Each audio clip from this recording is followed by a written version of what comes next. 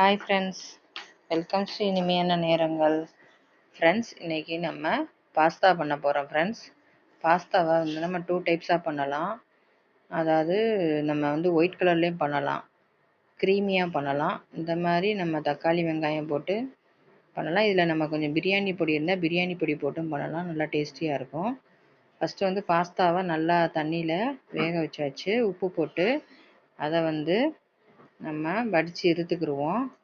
ஒரு கடாயில் ஆயில் விட்டு அதில் சோம்பு போட்டுக்கணும், 2 வெங்காயம், 2 தக்காளி, ஒரு பச்சை மிளகாய் போட்டு பிரியாணி பவுட்ரு பிரியாணி பவுட்ரு போட்டுக்கோங்க.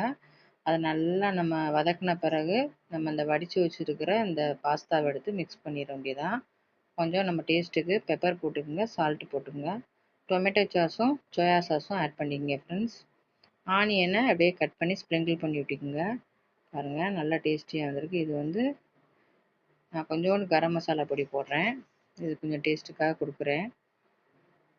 இதை அப்படியே ஒரு சாட்டே பண்ணிட வேண்டியதான். பண்ணிவிட்டு நம்ம நெக்ஸ்ட்டு இதை இறக்கிற வேண்டியதான்.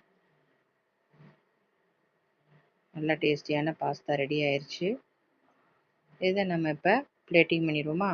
பாருங்கள், பிளேட்டில் எடுத்து வச்சாச்சு. அவ்வளோதான் ஃப்ரெண்ட்ஸ், பாஸ்தா ரெடி ஆயிடுச்சு.